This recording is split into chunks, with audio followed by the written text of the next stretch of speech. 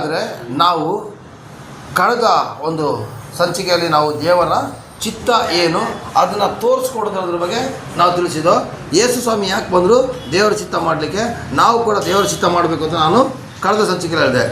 ಅಲ್ಲಿಂದ ಅದರ ಹಿಂದಿನ ಸಂಚಿಕೆಯಲ್ಲಿ ನಾನು ಏನು ಹೇಳಿದ್ರೆ, ನಾನು ಮಾಡ್ತೀನಿ ಅಂತೇಳಿ ದೇವರ ಚಿತ್ತ ಪ್ರಕಾರ ಮಾಡದೇ ಇದ್ದರೆ ಅವನು ಪ್ರಾಣ ಯಾವಾಗ ಹೋಗ್ತಾನೆ ಅಂತ ಗೊತ್ತಿಲ್ಲ. ಅಹಮದಾಬಾದಲ್ಲಿ ಹೋಗ್ತಾ ಇರೋಂಥ ಪ್ಲೈನಲ್ಲಿ ಹೋಗಿರೋರು ಏನೇನು ಆಸೆ ಕಟ್ಕೊಂಡಿದ್ರೆ ಗೊತ್ತಿಲ್ಲ. ಅವರು ನಾಳೆಗೆ ಮಾಡ್ತೀನಿ ಅಂತ ಹೋದರು, ಆದರೆ ಅಲ್ಲಿ ಫೇಲ್ಯೂರ್ ಆದರೂ ಬೇರೆ. ಅದ್ರ ಬಗ್ಗೆ ನಾನು ನಿಮ್ಗೆ ತಿಳಿಸ್ಕೊಟ್ಟೆ. ಈಗ ನಾನು ನಿಮ್ಗೆ ತಿಳಿಸ್ತೀನಿ ದೇವರ ಚಿತ್ತ ಅಂದರೆ ಏನು, ದೇವರ ಚಿತ್ತನ ಕಂಡುಹಿಡಿಯೋದು ಹೇಗೆ, ಈ ದೇವರ ಚಿತ್ತ ಯಾವುದು ಅದ್ರ ಬಗ್ಗೆ ನಾವು ತಿಳ್ಕೊಳ್ಳೋಣ ಪ್ರಿಯರೇ. ಆಮೇಲೆ ಹಾಗಾದರೆ ಪ್ರಿಯರೇ, ನಾವು ದೇವರ ಚಿತ್ತಗಳು ಏನೇನು ಅಂತ ಹೇಳೋದನ್ನ ಈಗ ಕಂಡುಹಿಡಿಯೋದಕ್ಕಿಂತ ಮೊದಲು ಚಿಕ್ಕದಾದ ಪ್ರಾರ್ಥನೆ ಮಾಡ್ಕೊಳ್ಳೋಣ. ಪರಲೋಕದ ತಂದೆ, ಪ್ರಭು ಯೇಸುವಿನ ಅಭಿಷೇಕದ ನಾಮದಲ್ಲಿ ಪವಿತ್ರಾತ್ಮರ ಸಹಾಯದಿಂದ ಸ್ವಾಮಿ, ದೇವರ ಚಿತ್ತ ಬಗ್ಗೆ ನಾವು ತಿಳ್ಕೊಂಡೆವು. ಇಷ್ಟವರೆಗೆ ನಾವು ಯೇಸು ಸ್ವಾಮಿ ಏಕೆ ಬಂದರು ತಂದೆ ದೇವರ ಚಿತ್ತ ಮಾಡಲಿಕ್ಕೆ, ಅದೇ ಥರ ನಾವು ಕೂಡ ಮಾಡಬೇಕು ಅಂತ ಕಳೆದ ಸಂಚಿಕೆಯಲ್ಲಿ ತಿಳ್ಕೊಂಡು, ಆದರೆ ಇಂದಿನ ಸಂಚಿಕೆಯಲ್ಲಿ ತನ್ನ ಚಿತ್ತವನ್ನು ಮಾಡಲಿಕ್ಕೆ ಪ್ರಯತ್ನ ಪಟ್ಟವರು ಯಾವ ರೀತಿ ಶಿಕ್ಷೆ ಅನುಭವಿಸಿರೋದನ್ನು ನಾವು ತಿಳ್ಕೊಂಡು, ಈಗ ಸ್ವಾಮಿ ನಾವು ಈ ಸಂಚಿಕೆಯಲ್ಲಿ ದೇವರ ಚಿತ್ತಗಳು ಏನು, ಅದು ದೇವರ ಆಜ್ಞೆ ಚಿತ್ತ ಏನು ಅಂತ ಹೇಳೋದ್ರ ಬಗ್ಗೆ ತಿಳಿದುಕೊಳ್ಳಿಕ್ಕೆ ನೀವು ಕೃಪೆ ಕೊಟ್ಟಿದ್ದೆಯಲ್ಲಪ್ಪ, ಅದಕ್ಕಾಗಿ ಸ್ತೋತ್ರ. ಯೇಸುವಿನ ನಾಮದಲ್ಲಿ ಬೇಡಿ ಹೊಂದಿದೆ ತಂದೆ, ಆಮೇಲೆ ಪವಿತ್ರಾತ್ಮರೇ ಸಹಾಯ ಮಾಡಿ, ಆಮೇಲೆ. ಹಾಗಾದರೆ ದೇವ್ರ ಚಿತ್ತ ಏನು ಅಂತ ಹೇಳೋದು ನಾವು ನೋಡೋದೇ ಆದರೆ ಪ್ರಿಯರೇ, ಬೇಗ ಫಾಸ್ಟ್ ಏನು ಹೇಳ್ತೀನಿ. 1ನೇ ಚಿತ್ತ, 1ನೇ ತಿಮೋತಿ 2ನೇ ಅಧ್ಯಾಯ 3 ಮತ್ತು 4 ವಾಕ್ಯ. ಓದಪ್ಪ. ದೇವರ ಚಿತ್ತ 1 ಅಲ್ಲಲ್ಲ 2ನೇ ಅಧ್ಯಾಯ 1ನೇ ತಿಮೋತಿ 2ನೇ ಅಧ್ಯಾಯ 2ನೇ ವಾಕ್ಯ ಮೊದಲು ಓದಿ. ದೇವರ ಚಿತ್ತ ಏನು ಅಂತ ನೋಡಿ. ನಮಗೆ ಸುಖ ಸಮಾಧಾನಗಳು ಉಂಟಾಗಿ, ಈಗ ಇದು ದೇವ್ರ ಚಿತ್ತದ ಬಗ್ಗೆ ಅರ್ಥ ಮಾಡ್ಕೋಬೇಕು. ದೇವ್ರ ಚಿತ್ತ ಏನು ನೀವು ತೋರಿಸ್ಕೊಡ್ತೀನಿ. ಈಗ ನಮಗೆ ಸುಖ ಸಮಾಧಾನಗಳು ಉಂಟಾಗಿ ನಾವು ಪೂರ್ಣ ಭಕ್ತಿಯಿಂದಲೂ ಗೌರವದಿಂದಲೂ ಕಾಲಕ್ಷೇಪ ಮಾಡುವಂತೆ ಅರಸುಗಳಿಗಾಗಿಯೂ ಎಲ್ಲ ಅಧಿಕಾರಿಗಳಿಗಾಗಿಯೂ ವಿಜ್ಞಾಪನೆಗಳನ್ನು ಮಾಡಬೇಕು. ಹಾಗೆ ಮಾಡುವುದು ನಮ್ಮ ರಕ್ಷಕನಾದ ದೇವರ ಸನ್ನಿಧಿಯಲ್ಲಿ ಮೆಚ್ಚುಗೆಯಾಗಿಯೂ ಯೋಗ್ಯವಾಗಿಯೂ ಅದೇ. ಎಲ್ಲ ಮನುಷ್ಯರು ರಕ್ಷಣೆಯನ್ನು ಹೊಂದಿ ಸತ್ಯದ ಜ್ಞಾನಕ್ಕೆ ಸೇರಬೇಕೆಂದು ಆತನ ಚಿತ್ತವಾಗಿದೆ. ಏಕೆಂದರೆ ಇಲ್ಲಿ ನೋಡಿ, ದೇವರ ಚಿತ್ತ ಏನಂದರೆ ನಮಗೆ ಸುಖ ಶಾಂತಿ ಸಮಾಧಾನ ಬೇಕಾದರೆ ಮೊದಲನೇದಾಗಿ ನೀವು ಪೂರ್ಣ ಭಕ್ತಿಲಿರಬೇಕು. 2ನೇದಾಗಿ ಗೌರವದಿಂದ ನಡೆದುಕೊಳ್ಳಬೇಕು. ಗೌರವದ ಕಾಲಕ್ಷೇಪ ಮಾಡೋದೇ ಅರಸುಗಳಿಗಾಗಿ. ಆಗಿನ ಕಾಲದ ಅರಸರಿದ್ರೆ, ಈಗ ಮಂತ್ರಿಗಳಿದ್ದಾರೆ, ಪ್ರಧಾನಮಂತ್ರಿ, ರಾಷ್ಟ್ರಪತಿ, ಮುಖ್ಯಮಂತ್ರಿ, ಇಂಥ ಮಂತ್ರಿಗಳಿಗೋಸ್ಕರನೂ ಕೂಡ ನೀವು ಪ್ರಾರ್ಥನೆ ಮಾಡಬೇಕು. ಎಲ್ಲ ಅಧಿಕಾರಿಗಳು, ಡಾಕ್ಟ್ರುಗಳು, ತಹಸೀಲ್ದಾರ್ ಆಫೀಸು, ಪೊಲೀಸ್ ಆಫೀಸಲ್ಲೆಲ್ಲ ಲಂಚ ತೆಗಿತಾರೆ ನೋಡಿ, ಅಂಥವರಿಗೆ ಒಳ್ಳೆ ಅಧಿಕಾರಿಗಳು ಬರಲಿ ಅಂತ ಪ್ರಾರ್ಥನೆ ಮಾಡಿ. ಇಂಥವ್ರಿಗಾಗಿ ವಿಜ್ಞಾಪನೆ ಮಾಡಬೇಕು. ಹಾಗೆ ಮಾಡುವುದು ರಕ್ಷಕನಾದ ದೇವರ ಸನ್ನಿಧಿಯಲ್ಲಿ ಮೆಚ್ಚುಗೆಯಾಗಿದೆ. ಹಾಗಾದರೆ ದೇವರಿಗೆ ಮೆಚ್ಚುಗೆ ಆಗಬೇಕಾದ್ರೆ ನೀವು ನಿಮ್ಮನ್ನು ಬಿಟ್ಟು ಇತರರಿಗೋಸ್ಕರ ಪ್ರಾರ್ಥನೆ ಮಾಡಿ ನಿಮ್ಮನ್ನು ಪ್ರಾರ್ಥನೆ ಮಾಡ್ಕೊಳ್ಳಿ. ಅಲ್ಲಿಂದ ಏನು ಬರ್ತದೆ ಗೊತ್ತಾ, ಎಲ್ಲ ಮನುಷ್ಯರು ರಕ್ಷಣೆಯನ್ನು ಹೊಂದಿ ಸತ್ಯದ ಜ್ಞಾನಕ್ಕೆ ಸೇರಬೇಕೆಂಬುದು ಆತನ ಚಿತ್ತವಾಗಿದೆ. ಅಲ್ಲಲ್ವಿಯಾ? ಹಾಗಾದರೆ ಪ್ರಿಯರೇ, ನಾನು ಮಾತ್ರ ರಕ್ಷಣೆ ಹೊಂದೋದು ದೇವರ ಚಿತ್ತ ಅಲ್ಲ, ನೀವು ಮಾತ್ರ ರಕ್ಷಣೆ ಹೊಂದೋದು ದೇವರ ಚಿತ್ತ ಅಲ್ಲ. ದೇವರ ಚಿತ್ತ ಇಡೀ ಲೋಕದ ಜನಗಳು ರಕ್ಷಣೆ ಹೊಂದಿ ಸ್ವರ್ಗಕ್ಕೆ ಬರಬೇಕು ಅಂತ ಆಸೆ. ಆದರೆ ಇವತ್ತು ಏನಾಗ್ತದೆ ಗೊತ್ತಾ, ಬೀಡಿ, ಸಿಗರೇಟು, ಹಣಸು, ಪಾನ್ಪರಗ, ಎಣ್ಣೆ, ಇದಕ್ಕೆ ವೈಭಿಚಾರ, ಹೆಣ್ಣು, ಇದಕ್ಕೆಲ್ಲ ಹೋಗಿ ಅರ್ಧಾಂತರದಲ್ಲಿ ಜನಗಳು ಹಾಳಾಗಿ ನಾಶವಾಗ್ತಿದ್ದಾರೆ ಪ್ರಿಯರೇ. ಎಷ್ಟು ಬೇಜಾರಾಗ್ತದೆ ಗೊತ್ತಾ. ದೇವ್ರ ಚಿತ್ತ ಏನು, ಎಲ್ಲ ಮನುಷ್ಯರ ರಕ್ಷಣೆ ಹೊಂದ್ಬಿಟ್ಟು ಸ್ವರ್ಗ ರಾಜ್ಯಕ್ಕೆ ಸೇರಬೇಕು ಅಂತೇಳಿ. ಇವತ್ತು ತನ್ನ ರಕ್ಷಣೆನ ಕಳ್ಕೊಳ್ತಾ ಇದ್ದಾರೆ ಪ್ರಿಯರೇ. ಚಿಕ್ಕ ಮಕ್ಕಳು ಇವತ್ತು ತಂಬಾಕು ಆಗ್ತಾ ಇದ್ದಾರೆ, ಚಿಕ್ಕ ಮಕ್ಕಳು ಡ್ರಗ್ಸ್ ಆಗ್ತಿದ್ದಾರೆ, ಚಿಕ್ಕ ಮಕ್ಕಳು ಬ್ರ್ಯಾಂಡಿ ಕುಡಿತಿದ್ದಾರೆ, ಚಿಕ್ಕ ಮಕ್ಕಳು ಎಣ್ಣೆನ ಸಂಘ ಮಾಡ್ತಿದ್ದಾರೆ. ಅದಕ್ಕೆ ಸರಿಯಾಗಿ ಹುಡುಗಿರಲ್ಲ, ಹೆಂಗಸರೇ ಮಕ್ಕಳು ಹಾಳು ಮಾಡ್ತಾ ಕೂತಿದ್ದಾರೆ. ಹಾಲೆಲೂಯಾ. ಲೋಕದ ಕಾರ್ಯಗಳಿಗೆ ಸಿಕ್ಕಾಕೊಂಡು ಅವರ ರಕ್ಷಣೆಯನ್ನು ಕಳ್ಕೊಂಡು ಅವ್ರು ನರಕ ಹೋಗ್ತಾರೆ ಪ್ರಿಯರೇ. ಅದಕ್ಕೆ ಸ್ವಾಮಿ ಹೇಳ್ತಾರೆ, ಎಲ್ಲ ಮನುಷ್ಯರ ರಕ್ಷಣೆಯನ್ನು ಹೊಂದಿ ಸತ್ಯದ ಜ್ಞಾನಕ್ಕೆ ಸೇರಬೇಕು ಅಂತ ಹೇಳೋದು ದೇವರ ಚಿತ್ತ ಆಗಿದೆ. ಹಾಗಾದರೆ ನೀವು ಮಾತ್ರ ರಕ್ಷಣೆ ಹೊಂದಿರೋ ಸಾಲೋದಿಲ್ಲ, ನಿಮ್ಮ ಪಕ್ಕದ ಮನೆಯವರ ರಕ್ಷಣೆ ಹೊಂದಿಸೋದ ಜವಾಬ್ದಾರಿ ನಿಮ್ಮ ಹತ್ರ ಇದೆ. ದೇವರ ಚಿತ್ತ ಏನು ಗೊತ್ತಾ? ನಿಮ್ಮ ಪಕ್ಕದ ಮನೆಯವರಿಗೆ ಸುವಾರ್ಥ ಸಾರೋದು, ಪಕ್ಕದ ಮನೆಯವರು ತಪ್ಪಾಗಿ ನಡೆದ್ರೆ ಅವರು ದೇವರ ದಾರಿ ಕರ್ಕೊಬರೋದು ದೇವ್ರ ಚಿತ್ತ ಆಗಿದೆ. ಇದನ್ನು ನೀವು ಮಾಡಲಿಲ್ಲ ಅಂದರೆ ದೇವರ ನ್ಯಾಯ ತೀರ್ಪು ನೀವು ಬಂದಾಗ ಪರಲೋಕದಲ್ಲಿ ನೀವು ಬಹುಮಾನನ ಕಳ್ಕೊಳ್ತೀರ. ಪರಲೋಕ ಗ್ಯಾರಂಟಿ ಇದೆ, ಸ್ವರ್ಗ ಗ್ಯಾರಂಟಿ ಇದೆ, ಆದರೆ ಬಹುಮಾನ ಮಾತ್ರ ಫುಲ್ ಕಡಿಮೆ ಇರ್ತದೆ. ಎಲ್ಲೋ ಒಂದು ಮೂಲೆಯಲ್ಲಿ ನಾವು ಬಿದ್ದಿರಬೇಕಾಗ್ತದೆ. ಅಲ್ಲಲ್ಲಿಯ ಹಾಗಾದರೆ ದೇವರ ಚಿತ್ತ ಏನು? ಎಲ್ಲರೂ ರಕ್ಷಣೆ ಹೊಂದಿ ಸತ್ಯ ಜ್ಞಾನ ಕೊಡಬೇಕು. ಆಗ ಸತ್ಯ ತಿಳಿಸೋರು ಯಾರು? ನಾವಾಗಿರ್ಬೇಕು. ಪೋಲಿಗಳು, ಪೋಖ್ರಿಗಳು, ಮೊನ್ನೆ ಒಬ್ಬರು ಬಂದ್ಬಿಟ್ಟು ನಮ್ಮ ಮನೆ ಪಕ್ಕ ಬಂದ ಅಂಕಲ್ ಮಕ್ಕಳ ಫ್ರೆಂಡ್ಸ್ ಸೇರೋರ್ನೆಲ್ರಿಗೂ ಈ ಥರ ಬೀಡಿ ಸಿಗರೇಟ್ ಹಾಕೊಂಡು ಪೊಲೀಸ್ ತಂದಲ್ಲಿ ನಿಂತಿದ್ದಾರಲ್ಲ, ಸತ್ಯವಾಗಿ ನಡಬೇಕು ಅಂದ್ರೆ ಬನ್ನಿ ಚರ್ಚ್ಕೊಂಡು ಒಂದು 2 ವಾರ ಬನ್ನಿ, ಆಮ್ಯಾಗ ಸತ್ಯನ ತಿಳಿದ್ಕೊಂಡು ನೀವು ಬರಲಿ ಅಂತ ಹೇಳಿ.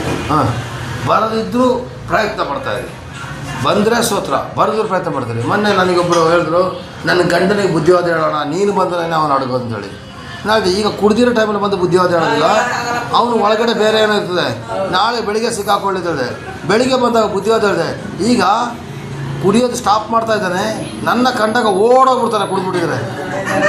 ಆ ಓಡೋಗತ್ತೆ ಅವನು ಅಷ್ಟಾದ್ರೂ ಕಂಟ್ರೋಲ್ ಮಾಡ್ತಾ ಇದ್ದಾನ. ಒಂದೇ ಸಲ ನಿಧಾನ ಕಂಟ್ರೋಲ್ ಮಾಡಿ ರೆಡಿ ಆಗ್ತಾನೆ. ಒಂದೇ ಸಲ ನಾವು ಕಂಟ್ರೋಲ್ ಮಾಡೋಕೆ ಹೋಗೋದು ಬೇಡ. ಬೇರೆ ಎಲ್ಲರಿಗೂ ನೀವು ಸತ್ಯನ ತಿಳಿಸಿ, ನೀನು ಮಾಡ್ತದ ಪಾಪ ಅಂತ ತಿಳಿಸ್ಕೊಡಿ, ಆಗ ಅವರು ಸತ್ಯಕ್ಕೆ ಬರ್ತಾರೆ. ಇದು ದೇವರ ಚಿತ್ತ. ಒಂದನೇ ಚಿತ್ತ ತಿಳ್ಕೊಂಡ್ರ ಏನು? ಎಲ್ಲ ಮನುಷ್ಯ ರಕ್ಷಣೆ ಹೊಂದಿ ಸತ್ಯಕ್ಕೆ ಬರಬೇಕು, ಪಾಪದ ಲೋಕ ಬಿಡಬೇಕು, ಪರಿಶುದ್ಧ ಲೋಕಕ್ಕೆ ಬರಬೇಕು.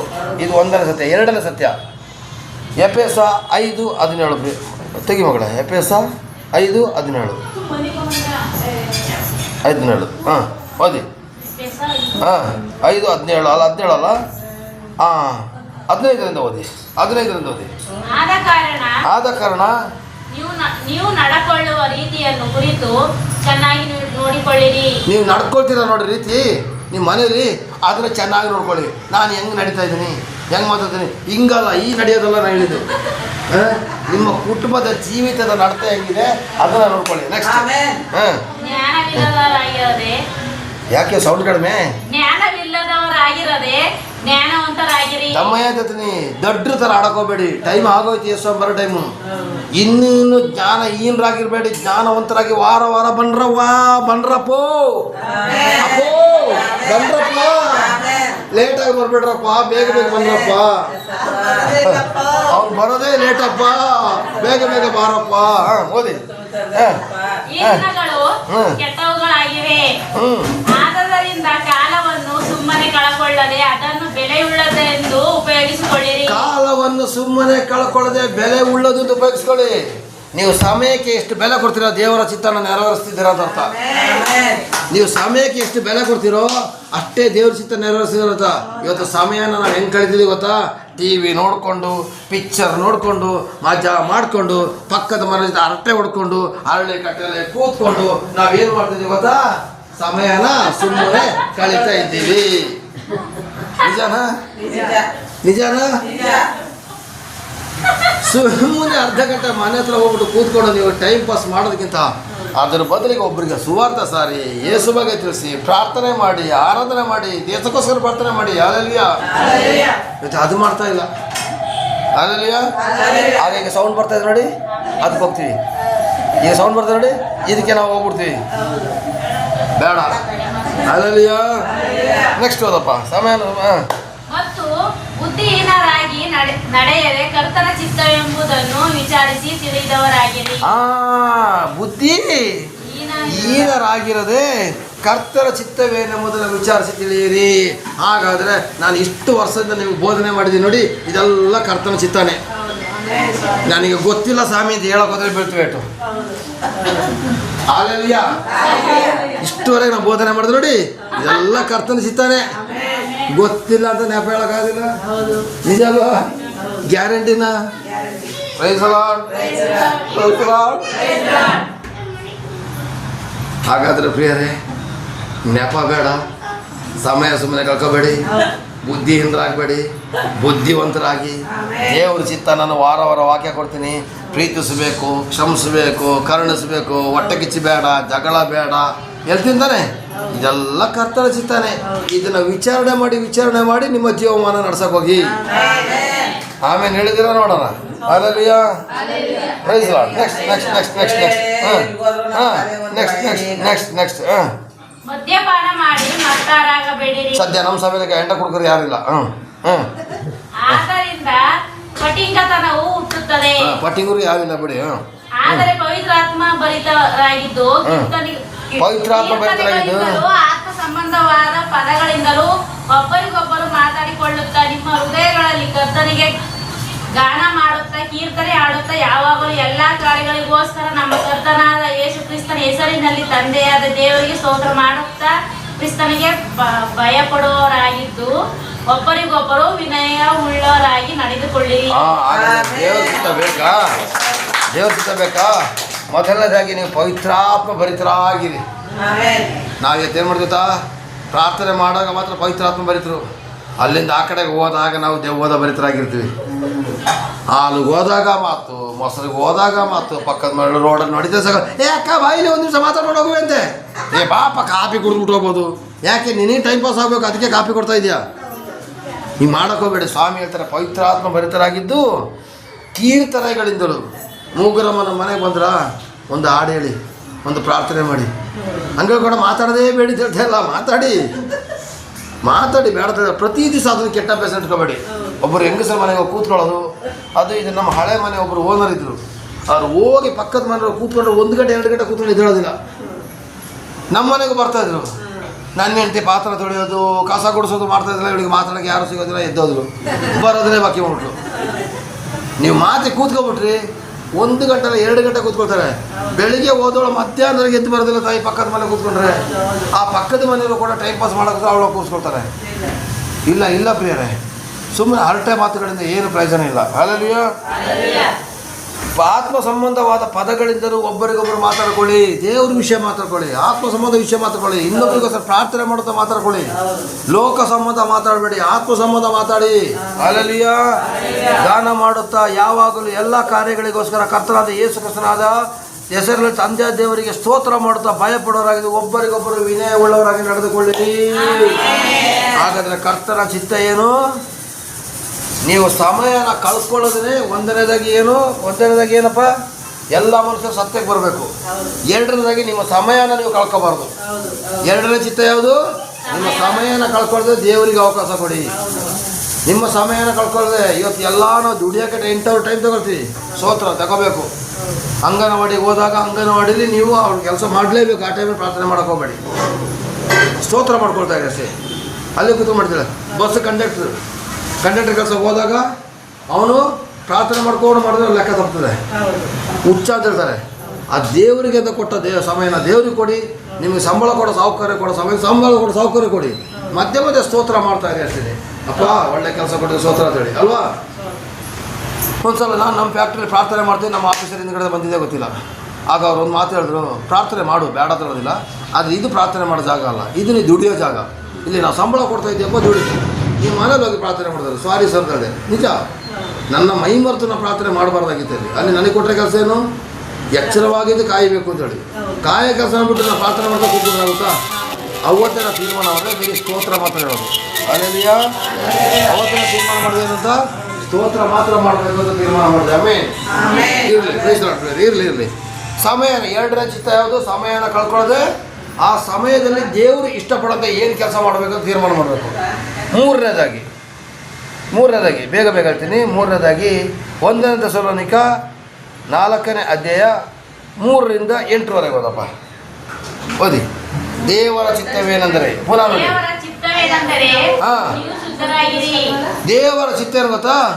ನೀವು ಶುದ್ಧ ಆಗಿರ್ಬೇಕು ಅಂತೇಳಿ. ಲಕ್ಸು ಲೈಫ್ ಸೊಪ್ಪು ಹಾಕೊಂಡು ದಿನ ತೊಳ್ಕೊಂಡು ಶುದ್ಧ ಆಗಿರಿ ಅಂತ. ಇನ್ನೇನು? ಮನಸ್ಸು ಶುದ್ಧ, ದೇಹ ಆತ್ಮ ಶುದ್ಧ ಆಗಿರ್ಬೇಕು ಅಂತೇಳಿ. ಹಲ್ಲೆಲೂಯಾ. ಇಲ್ಲಿ ಏನು ಬರ್ತದೆ ಗೊತ್ತಾ?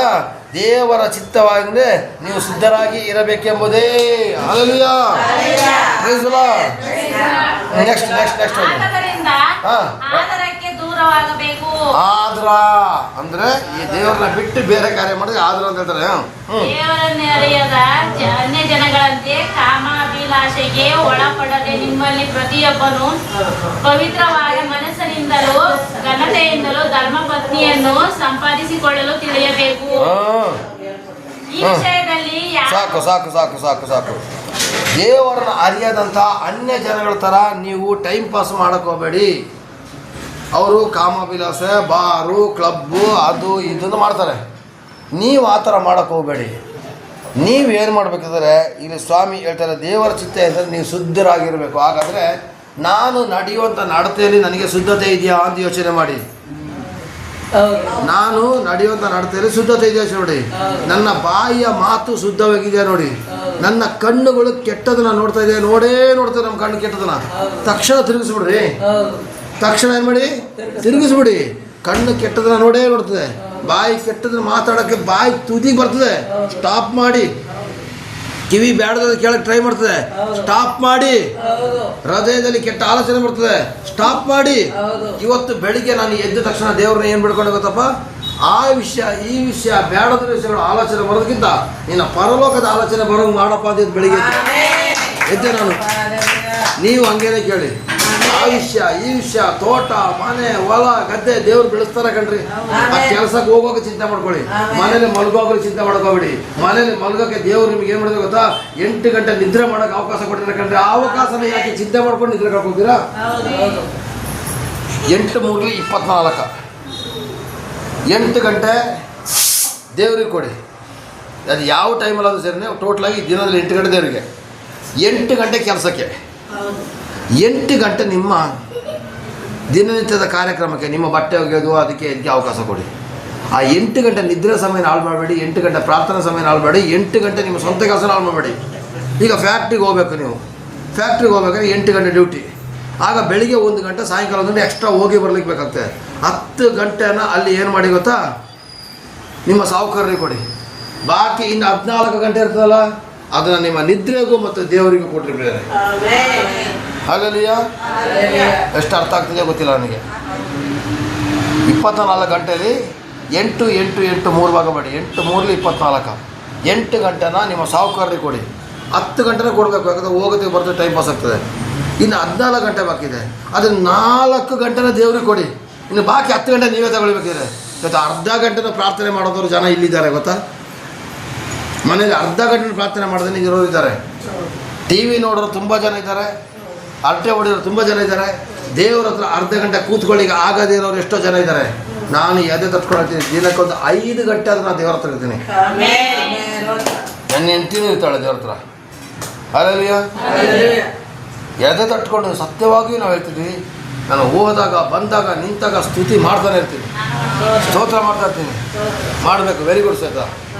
ಅಲ್ಲಲ್ಲಿಯ ಇದೇ ದೇವ್ರು ಹೇಳ್ತಿದ್ದಾರೆ ಎಂತ ಗೊತ್ತಾ, ದೇವರ ಚಿತ್ತ ಎಂದರೆ ಶುದ್ಧರಾಗಿರ್ಬೇಕು. ಹಾಗಾದರೆ 1ನೇ ದೇವರ ಚಿತ್ತ ಏನು, ಎಲ್ಲರೂ ರಕ್ಷಣೆ ಹೊಂದಿ ಬರಬೇಕು ಅಂತ ಹೇಳೋದು. 2ನೇ ದೇವರ ಚಿತ್ತ ಏನು, ಪವಿತ್ರಾತ್ಮ ಭರಿತರಾಗಿದ್ದು ಎಲ್ಲ ಸಮಯದಲ್ಲಿ ನೀವು ಇರಬೇಕು, ಸಮಯನ ಕಳ್ಕೊಬಾರ್ದು ಅಂತೇಳಿ. 3ನೇ ದೇವರ ಚಿತ್ತ ಏನು ಗೊತ್ತಾ, ಏನು, ನೀವು ಶುದ್ಧರಾಗಿ ಇರಬೇಕು. 4ನೇ ದೇವರ ಚಿತ್ತ ಏನು ಗೊತ್ತಾ, 1ನೇ ಪೇತ್ರ 2ನೇ ಅಧ್ಯಾಯ 1ನೇ ಪೇತ್ರ 2ನೇ ಅಧ್ಯಾಯ 13ನೇ ವಾಕ್ಯ. ಹೌದಪ್ಪ, 13-14. ಮನುಷ್ಯರು ನೇಮಿಸಿರುವ ಯಾವ ಅಧಿಕಾರಕ್ಕಾದರೂ ಕರ್ತನ ನಿಮಿತ್ತ ಅಧೀನರಾಗಿರಿ. ಅರಸನು ಸರ್ವಾಧಿಕಾರಿ ಅಂತಲೂ ಬೇರೆ ಅಧಿಪತಿಗಳು ಕೆಟ್ಟ ನಡತೆಯುಳ್ಳವರನ್ನು ದಂಡಿಸುವುದಕ್ಕೂ ಒಳ್ಳೆ ನಡತೆಯುಳ್ಳವರನ್ನು ಪ್ರೋತ್ಸಾಹ ಪಡಿಸುವುದಕ್ಕೂ ಅರಸನಿಂದ ಕಳುಹಿಸಲ್ಪಟ್ಟವರೆಂತಲೂ ತಿಳಿದು ಅವರಿಗೆ ಅಧೀನರಾಗಿರಿ. ಸಾಕು. ಅಲ್ಲಲ್ಲಿಯ ಕೆಳಗಡೆ ಕನ್ನಡ ವಾಕ್ಯ ತುಂಬ ಇದೆ, ಅದನ್ನು ಓದ್ಕೊಳ್ಳಿ ಮನೇಲಿ. ನಿಮಗೆ ಅಂತ ಕೊಟ್ಟಿರ್ತಕ್ಕಂಥ ಅಧಿಕಾರಿಗಳಿಗೆ ನೀವು ಅಧೀನಾಗಬೇಕು. ಇವತ್ತು ಪೊಲೀಸವರು ಕಾಣ್ತಾರೆ ಅಂತ ಮಾತ್ರ ಹೆಲ್ಮೆಟ್ ಹಾಕಬಾರ್ದು. ಪೊಲೀಸರು ಇಲ್ಲದಿದ್ದರೂ ಕೂಡ ಗಾಡಿಲಿ ಹೋಗೋಕೆ ಹೆಲ್ಮೆಟ್ ಹಾಕಬೇಕು. ಇವತ್ತು ಹಳ್ಳಿಗಳಲ್ಲಿ ಹೆಲ್ಮೆಟೇ ಹಾಕೋದಿಲ್ಲ, ಹೆಲ್ಮೆಟ್ ಹಾಕಬೇಕು. ರೋಡ್ ಕ್ರಾಸ್ ಮಾಡಬಾರ್ದು, ಸಿಗ್ನಲ್ ಜಂಪ್ ಮಾಡಬಾರ್ದು. ಕಂದಾಯ ಕಟ್ಟಕ್ಕಿದ್ರೆ ಕಳ್ಳತನ ಮಾಡಕ್ಕೆ ಹೋಗ್ಬಾರ್ದು. 10 ವರ್ಷದ ಕಂದಾಯ ಕಟ್ಟಕ್ಕಿರ್ತದೆ, ಬೆಲ್ಲ ಊಟ ರೆವಿನ್ಯೂ ಇನ್ಸ್ಪೆಕ್ಟ್ರಿಗೆ ಸ್ವಲ್ಪ ದುಡ್ಡು ತಿನ್ನಿಸ್ಬಿಟ್ಟು ಅದನ್ನು 5,000 ಇರೋದನ್ನ 2,000 ಮಾಡಿಸ್ಬಾರ್ದು. ಸರ್ಕಾರಕ್ಕೆ ಹೋಗೋದು ಸರ್ಕಾರಕ್ಕೆ ಹೋಗಲೇಬೇಕು. ಕಂದಾಯದಲ್ಲಿ ಮೋಸ ಮಾಡಬಾರ್ದು. ನಿಜ ಅಲ್ವಾ? ಈ ಥರದಲ್ಲಿ ನಿಮಗೆ ಯಾವ ಅಧಿಕಾರಿಗಳಿರ್ತಾರೋ ಆ ಅಧಿಕಾರಿಗಳಿಗೆ ಅಧೀನ ಆಗೋದನ್ನ ಕಲೀರಿ. ದೇವರಿಗೆ ಮಾತ್ರ ಅಲ್ಲ. ಈಗ ಪೊಲೀಸ್ನೇ ದೇವ್ರು ಕಂಡುಹಿಡಿಯಲಿಲ್ಲ ಅಂತಂದರೆ ಕಳ್ಳರ ಸಂಖ್ಯೆ ಎಷ್ಟಾಗ್ತದೆ ನೀವು ಲೆಕ್ಕ ಹಾಕಿ. ಡಾಕ್ಟ್ರುಗಳೇ ಇರಲಿಲ್ಲ ಅಂದರೆ ರೋಗಿಗಳು ಎಷ್ಟಾಗ್ತಿರೋ ಲೆಕ್ಕ ಹಾಕಿ. ಅದಕ್ಕೆ ನಾನು ಹೇಳ್ತಾ ಇದ್ದೀನಿ ಕೇಳಿ, ಅಧಿಕಾರಿಗಳು ನಮ್ಮ ದೇವರೇ ಕೊಟ್ಟಿರೋದು. ಅಧಿಕಾರಿಗಳಿಗೆ ನಾವು ಅಧೀನ ಆಗಿರ್ಬೇಕು. ಅದ್ರ ಬಗ್ಗೆ ಜಾಸ್ತಿ ವಿವರಣೆ ಬೇಡ, ಆಯ್ತಾ? ಪ್ರಾರ್ಥನೆ ಮಾಡೋ ಅಧಿಕಾರಿಗಳು ಸರ್. ಅಲ್ಲೆಲಿಯಾ ಅಲ್ಲೆಲಿಯಾ. ಅಲ್ಲಿದೆ ನೋಡಿ ಬರ್ದೆ, ಒಳ್ಳೆ ನಡತೆ ಅರಸರು. ಓದಪ್ಪ ಅರಸರು ಇದೆಯಲ್ಲ. ಹಾಂ 15 ವಾಕ್ಯ. ತಿಳಿಯದೆ ಮಾತಾಡುವ ಮೂಢ ಜನರ ಬಾಯನ್ನು ನೀವು ಒಳ್ಳೆ ನಡತೆಯಿಂದ ಕಟ್ಟಬೇಕೆಂಬುದೇ ದೇವರ ಚಿತ್ತ. ಕಟ್ಟಬೇಕೆಂಬುದೇ ಹಾಗಾದ್ರೆ 4ನೇ ಚಿತ್ತ ಯಾವುದು ಗೊತ್ತಾ? ತಿಳಿಯದೆ ಮಾತಾಡೋಂಥ ಮೂಢ ಜನರ ಬಾಯಿನ ನೀವು ಕಟ್ಟಬೇಕು. ಶ್ವೇತನೇ ನಾವು ಒಂದು ಮಾತು ಹೇಳಿದೆ, ಒಬ್ಬರು ಸ್ವಲ್ಪ ಮಾತಾಡ್ಬಿಟ್ಟು ಸಂಶಯ ಪಡ್ಬಿಟ್ಟು ಜಗಳ ಕತ್ಕೊಬಿಡ್ತಾರೆ. ನಾನು ಅದಕ್ಕೆ ಅವ್ರಿಗೆ ಹೇಳಿದೆ, ಅವರಿಗೆ ಬುದ್ಧಿ ಇಲ್ಲ, ನೀನು ಯಾಕೆ ಅವ್ರ ಜೊತೆ ಜಗಳ ಕತ್ಕೊಳ್ತೀಯ? ಅವ್ರನ್ನ ಇನ್ನಷ್ಟು ಪ್ರೀತಿ ಮಾಡು, ಇನ್ನಷ್ಟು ಸಮಾಧಾನ ಮಾಡು, ಇನ್ನಷ್ಟು ನೀನು ದಾರಿ ತಗವ. ನಮ್ಮ ಊರಲ್ಲಿ ಒಬ್ಬಳು ಮೂಗಿದ್ರು, ಆ ಮೂಗಿ ಮುಂದೆ ಮೂಗಿ ಆದ್ಬಿಟ್ರೆ ಬಂದು ಹೊಡೆದೇ ಬಿಡ್ತಿಲ್ಲ ಅವಳು. ಅದರ ಅರ್ಥ ಅವಳಿಗೆ ಮೂಗಿದ ಅರ್ಥ ಅಂತ. ಅವಳು ಮುಂದೆ ಮೂಗಿ ಕೆರೆಗಿರಲಿಲ್ಲ. ನಾವು ಮೂಗಿಗೆ ಕಚ್ಚಿಬಿಟ್ರೆ ಹಿಂಗೆ ತಿರುಗಿಸ್ಕೊಂಡು ಹಿಂಗೆ ಕಟ್ಕೋಬೇಕಾಗಿತ್ತು. ಹಂಗೆ ನಾವು ಮಾತಾಡ್ತಿರ್ತೀವಿ, ಅವಳ ಮನಸ್ಸಿಗೆ ಏನಾಗ್ತಿರ್ತದೆ, ಓ ನನ್ನ ಬಗ್ಗೆನೇ ಮಾತಾಡ್ತಿರ್ತೀವಿ. ಅದಕ್ಕೆ ಕಿವುಡ್ರ ಮುಂದೆ ಮಾತಾಡೋ ಸ್ವಲ್ಪ ದೂರ ಇರಿ. ನನ್ನ ಬಗ್ಗೆನೇ ಮಾತಾಡ್ತಿದ್ರು ಹೊಡೆದೇ ಬಿಡ್ತಾರೆ ಬಂದು. ಗೊತ್ತಾಯ್ತಾ? ಶ್ವೇತನ ಒಂದು ಅನುಭವ ಆಯಿತು, ಅದಕ್ಕೋಸ್ಕರ ನಾನು ಹೇಳ್ತಾ ಇದ್ದೀನಿ. ಅವ್ರನ್ನ ಇನ್ನೂ ಪ್ರೀತಿ ಮಾಡು, ಅವ್ರು ಬಂದಾಗ ಮಾತು ಕಡಿಮೆ ಮಾಡು. ಅವ್ರನ್ನ ತಬ್ಬಿಡ್ಕೊಂಡೇ ಮಾತಾಡ್ತಾರೆ. ಆಗ ಅವ್ರಿಗೆ ಏನಾಗ್ತದೆ, ನನ್ನ ಬಗ್ಗೆ ಮಾತಾಡ್ತಿಲ್ಲ ಅಂತಾಗ್ತದೆ. ಅಲ್ಲಲ್ಲಿಯ ನೋಡಿ, ಇಲ್ಲಿ ನಿಮ್ಮ ಒಳ್ಳೆಯ ನಡತೆ ಇಂದ ತಿಳಿಯದೆ ಮಾತಾಡೋ ಮೂಢ ಜನಗಳ ಬಾಯಿನ ನೀವು ಕಟ್ಟಬೇಕು. ಇವತ್ತು ನಮ್ಮ ಬಾಯಿನೇ ಸೇರಿಲ್ಲ, ಅವ್ರ ಬಾಯಿನ ಹೆಂಗಪ್ಪ ಕಟ್ಟಾಕೈತದೆ? ಇಲ್ಲಿ ಬಂದಾಗ ಸ್ತೋತ್ರ ಸ್ತೋತ್ರ ಸ್ತೋತ್ರ ಸ್ತೋತ್ರ ಸ್ತೋತ್ರ, ಅಲ್ಲಿಗೆ ಹೋದಾಗ ಕುಲ ಗೋತ್ರ ಎಲ್ಲ ತೆಗಿತೀವಿ. ನಿಜನಾ? ಮನೇಲಿ ಅದೊಂಥರ, ಇಲ್ಲಿ ಒಂಥರ. ಕೊನೆಗೆ ಅದೊಂದು ಪಿಕ್ಚರ್ ಹಾಡಿ ಕೇಳಿದೆ ನಾನು, ಯಾಕೋ ಒಂಥರ ಅಂತೇಳಿ. ಏನೋ ಒಂಥರನಾ ಹಾಂ, ನನಗೆ ಹಾಡೋಕೆ ಬರೋದಿಲ್ಲ. ಅಲ್ಲಿ ಬಸ್ಸಲ್ಲಿ ಬಂದಾಗ ಕೇಳಿಸ್ಕೊಳ್ಳೋಂಥ ಹಾಡುಗಳಿದೆಯಲ್ಲ, ಕಂಡಕ್ಟರ್ ಬಾಯಿ ಆಫ್ ಮಾಡೋದು ಹೇಳೋಕ್ಕಾಗೋದಿಲ್ಲ.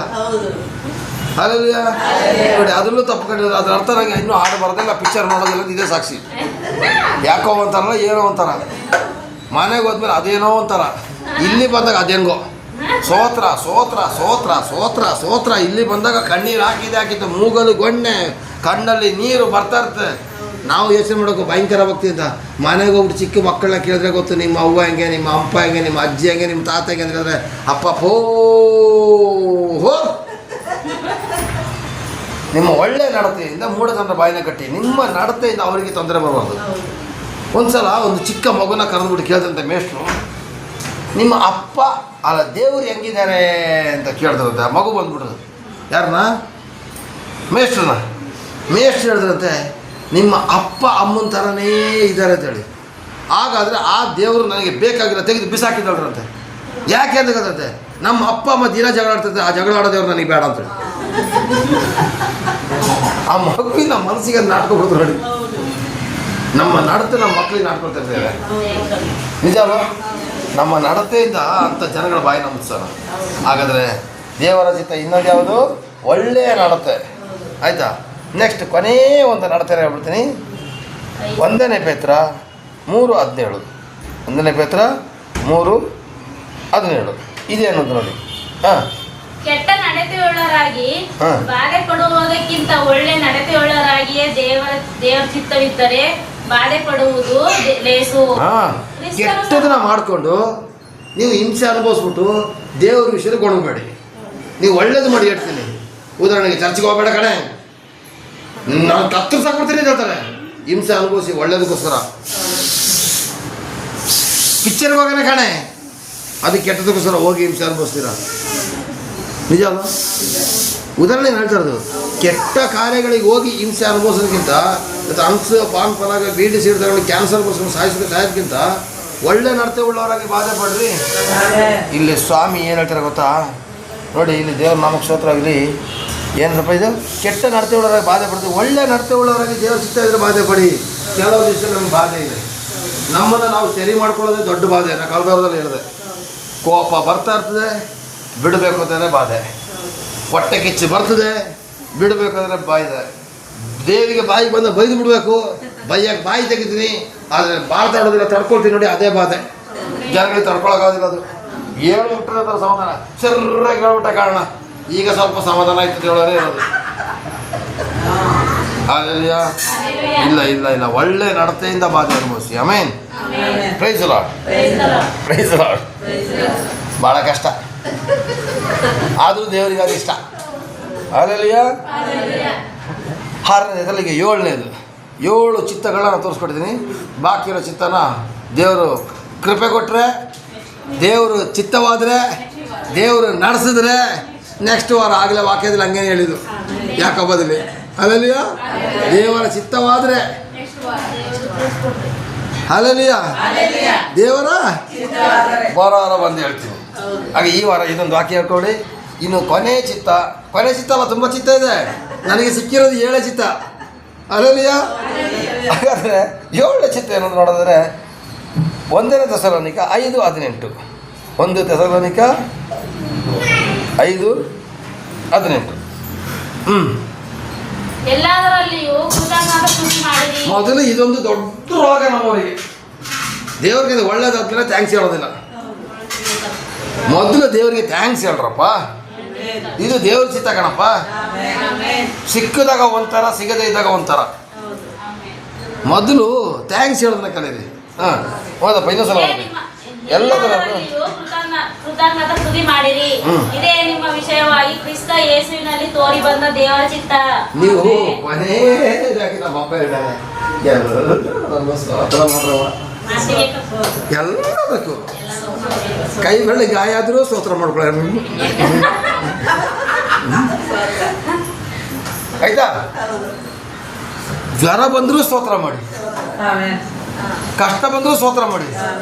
ಎಲ್ಲದಕ್ಕೂ ಸ್ತೋತ್ರ ಮಾಡಿದಾಗ ಸೈತಾನಿಗೆ ಆಗ್ತದಂತೆ, ನಾನು ಇವ್ರಿಗೆ ಇಷ್ಟು ಕಷ್ಟ ಕೊಟ್ಟರು ಇವನು ಸ್ತೋತ್ರ ಮಾಡ್ತಾರಲ್ಲಪ್ಪ ಅಂತ ಬಿಟ್ಟು ಹೋಗ್ಬಿಡ್ತಾರಂತೆ. ಹಂಗೆ ಎಲ್ಲದಕ್ಕೂ ಸ್ತೋತ್ರ ಮಾಡ್ತಾರೆ. ಎಷ್ಟು ಕಷ್ಟ ಕೊಟ್ಟರು ಇವನಿಗೆ ಸ್ತೋತ್ರ ಮಾಡ್ತಾನೆ ಇರ್ತಾರಲ್ಲಪ್ಪ, ನಾನು ಇವನ್ನ ಬಿಟ್ಟು ಹೋಗ್ಬಿಡ್ತಾನಂತೆ. ನೀವು ಕಷ್ಟ ಬಂದಾಗ ಸ್ತೋತ್ರ ಹೇಳಿಲ್ವಾ, ಅವನು ಆರಾಮಾಗಿ ಬಂದು ಚೇರ್ ಹಾಕೊಂಡು ಕೂತ್ಕೊಳ್ತಾನೆ ನಿಮ್ಮ ಒಳಗಡೆ. ಯಾರು? ಸೈತಾನ. ನೀವು ಸ್ತೋತ್ರ ಹೇಳ್ತಾ ಬನ್ನಿ, ಸ್ತೋತ್ರ ಹೇಳ್ತಾ ಬನ್ನಿ. ಆ ಒಂದೊಂದು ಸ್ತೋತ್ರನ ಏಟ್ ಬೀಳ್ತಾ ಇರ್ತದೆ. ನಿಮ್ಮ ಮನೆ ಬರ್ತಾರೆ ಸೈತಾನ ನೋಡಿ, ಬೀಡಿ ರೂಪದಲ್ಲಿ, ಸಿಗರೇಟ್ ರೂಪದಲ್ಲಿ, ಜಗಳದ ರೂಪದಲ್ಲಿ ಎಲ್ಲ ಬರ್ತಾರೆ ನೋಡಿ. ಕನಸಲ್ಲಿ ಕಾಣ್ತಾರಲ್ಲ, ಅದೆಲ್ಲ ದೆವ್ವ ಅಲ್ಲ ಕಣವ, ನಿಜವಾದ ದೆವ್ವ. ಇದು ಹೊಗೆ ಬಿಡ್ತಾರೆ, ಅವರು ಹೊಗೆ ಬಿಡ್ತಾರೆ, ಅದು ಹೊಗೆ ಬಿಡಿಸ್ಕೊಳ್ತಾರೆ. ಎಂಡ ಕುಡಿಯೋದು, ಜಗಳ ಆಡೋದು, ಇದೆಲ್ಲ ಒಂದೊಂದು ದೆವ್ವಗಳು. ಹಾಗಾದರೆ ಪ್ರಿಯರೇ, ಮಾಟ, ಮಂತ್ರ, ದೆವ್ವ, ಪೀಡೆ, ಪಿಶಾಚಿಗಳೆಲ್ಲ ಇದೆ, ಇಲ್ಲ ಅಂತಿರಲ್ಲ. ಆದರೆ ನಮ್ಮ ಒಳಗಡೆ ಕೆಲವೊಂದು ವಿಷಯಗಳನ್ನ ಬಿಡೋಕ್ಕಾಗ್ತಾಯಿಲ್ಲ ನೋಡಿ. ಹಾಗಾದರೆ ಪ್ರಿಯರೇ, ನಾವು ಇವತ್ತು ತಿಳ್ಕೊಳ್ಳೋಂಥ ದೇವ್ರ ಚಿತ್ತ, 1ನೇದಾಗಿ ಎಲ್ಲರೂ ರಕ್ಷಣೆ ಹೊಂದಬೇಕು ಅಂತ ಹೇಳೋ ದೇವ್ರ ಚಿತ್ತ ಆಗಿದೆ. 2ನೇದಾಗಿ ಪವಿತ್ರ ಆತ್ಮ ಭರಿತರಾಗಿ ನಾವು ಸಮಯನ ಕಳ್ಕೊಬಾರ್ದು, ಇದು ದೇವ್ರ ಚಿತ್ತ. 3ನೇದಾಗಿ ನಾವು ಎಲ್ಲ ಸಮಯದಲ್ಲೂ ಶುದ್ಧರಾಗಿ ಇರಬೇಕು, ಕಾಮ, ಕ್ರೋಧ, ಲೋಭ, ಮೋಹ, ಮದ, ಮತ್ಸರಗಳನ್ನು ಬಿಡಬೇಕು ಅಂತ ಹೇಳೋದನ್ನ. 4ನೇದಾಗಿ ನಾವು ವಿಧೇಯರಾಗಿ ತಿಳಿಯದೆ ಮಾತಾಡುವಂತಹ ಮೂಢ ಜನಗಳ ಬಾಯಿನ ನಾವು ನಮ್ಮ ಒಳ್ಳೆಯ ನಡತೆಯಿಂದ ಕಟ್ಟಬೇಕು ಅಂತ ಹೇಳೋದನ್ನ ತೋರಿಸ್ಕೊಟ್ಟೆ. ಹಾಗೆಯೇ ಒಳ್ಳೆಯ ಕಾರ್ಯ ಮಾಡಿ ಬಾಧೆ ಪಟ್ಟರು ಪರವಾಗಿಲ್ಲ, ಕೆಟ್ಟ ಕಾರ್ಯಗಳನ್ನ ಮಾಡಿ ನಾವು ರೋಗ ರುಜಿನಗಳಂಥ ಬಾಧೆಗಳನ್ನ ಅನುಭವಿಸೋದು ಬೇಡ ಅಂತ ನಿಮ್ಗೆ ಹೇಳಿದೆ. ಅಲ್ಲಿಂದ ನೆಕ್ಸ್ಟ್ ಕೊನೆಯದಾಗಿ ಏನಂತ ಹೇಳಿದೆ ಗೊತ್ತಾ, ನಾನು ಎಲ್ಲ ವಿಷಯದಲ್ಲೂ ಥ್ಯಾಂಕ್ಸ್ ಹೇಳ್ತಾ ಬಂದಾಗ ಸೈತಾನ ಬರೋದಿಲ್ಲ. ಇಷ್ಟು ನಾನು ತಿಳಿಸಿಕೊಟ್ಟಂಥ ಒಂದು ದೇವರ ಚಿತ್ತವಾಗಿದೆ. ಇನ್ನೂ ದೇವರ ಚಿತ್ತ ಬೇಕಾದಷ್ಟಿದೆ. ವಾರ ವಾರ ಕೊಡುವಂಥ ವಾಕ್ಯನೂ ಕೂಡ ದೇವರ ಚಿತ್ತನಾಗಿದೆ ಬೇರೆ. ಆಗ ಅದ್ರ ಪ್ರಕಾರ ನಡೆದು ನಾವು ದೇವರ ರಾಜ್ಯನ ಮೈಪಡಿಸೋಣ. ಎಲ್ಲ ಕಣ್ಣುಗಳನ್ನು ಮುಚ್ಚಿ ನಾವು ಪ್ರಾರ್ಥನೆ ಮಾಡುವ. ಪರಲೋಕದ ತಂದೆಯೇ, ಪ್ರಭು ಯೇಸುವಿನ ಅಭಿಷೇಕಗಳ ನಾಮದಲ್ಲಿ ಪವಿತ್ರಾತ್ಮ ಸಹಾಯ ಸ್ವಾಮಿ, ಇವತ್ತಿನ ದಿನ ದೇವರ ಚಿತ್ತವನ್ನು ಅರಿಯುವುದು ಹೇಗೆ ಅಂತ ಹೇಳೋದ್ರ ಬಗ್ಗೆ ತೋರಿಸಿಕೊಟ್ಟಿದ್ದಕ್ಕಾಗಿ ಸ್ತೋತ್ರ. ಇದನ್ನು ನಾವು ತಿಳಿದಿದ್ದೀವಿ, ಆದರೆ ಅದ್ರ ಪ್ರಕಾರ ನಡೀಲಿಕ್ಕೆ ಕೀರ್ತನೆ 143:10 ಕಳೆದ ಸಂಚಿಕೆಯಲ್ಲಿ ನೀವು ಹೇಳಿದಾಗೆ ಆ ವಾಕ್ಯ ಪ್ರಕಾರ ನಮ್ಮನ್ನು ನಡೆಸಿ ನಮಗೆ ತಿಳಿಸಿಕೊಡಪ್ಪ. ನಿನ್ನ ಚಿತ್ತ ಪ್ರಕಾರ ನಡೆಸಿದ್ರೆ ನಮಗೆ ಕಲಿಸಿಕೊಡಪ್ಪ. ನೀನು ಮಾಡೋದ ಕಾರ್ಯಕ್ಕಾಗಿ ಸ್ತೋತ್ರ. ಯೇಸುವಿನ ಕೃಪೆಯ ನಾಮದಲ್ಲಿ ತಂದೆ ದೇವರೇ, ಆಮೇನ್, ಆಮೇನ್, ಆಮೇನ್. ಹಾಗಾದರೆ ನಾವು ನಮ್ಮೊಳಗೆ ವಾಸಿಸುವ ಪವಿತ್ರಾತ್ಮ ನೇಮದ ಹಾಡನ್ನು ಹಾಡಿ ದೇವರ ನಾಮನ ಮಹಿಪಡಿಸಿ ಈ ದಿನ ನಿನ್ನ ಚಿತ್ತದಂತೆ ನಡೆಸಬೇಕಾದ ಹಾಡನ್ನು ನೀಡಿ ದೇವರ ನಾಮನ ಮಹಿಪಡಿಸೋಣ. ಆಮೇನ್. ಆಮೆನ್. ಎಲ್ಲರೂ ಪ್ರೈಸ್ ಲಾರ್ಡ್. ಒಳಗೆ ವಾಸಿಸುವ ಪವಿತ್ರಾತ್ಮನೇ, ಈ ದಿನ ನಿಶ್ಚಿತ್ತದಂತೆ ನಡೆಸಬೇಕಯ್ಯ. ನಮ್ಮೊಳಗೆ ವಾಸಿಸುವ ಪವಿತ್ರಾತ್ಮನೇ, ಈ ದಿನ ನಿಶ್ಚಿತ್ತದಂತೆ ನಡೆಸಬೇಕಯ್ಯ. ಪವಿತ್ರಾತ್ಮನೇ, ಪವಿತ್ರಾತ್ಮನೇ, ಪರಿಶುದ್ಧ ದೇವರಾತ್ಮನೇ, ಪವಿತ್ರಾತ್ಮನೇ, ಪವಿತ್ರಾತ್ಮನೇ, ಪರಿಶುದ್ಧ ದೇವರಾತ್ಮನೇ.